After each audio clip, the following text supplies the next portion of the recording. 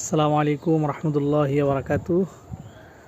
এটা হচ্ছে কি আমার ছোট্ট একটা প্রজেক্ট, ছোট্ট একটা জায়গা। মাছ ছাড়ছি, তো রুটি দিলাম। কি হারে রুটি খাইতেছে।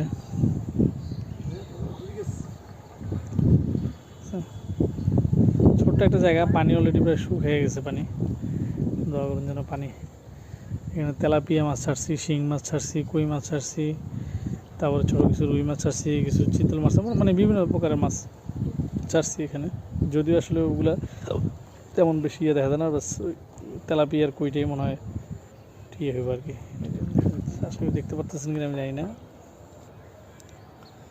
খাবার দিলে মানে যে খুব মজা করে খেলাধুলা করে ওরা।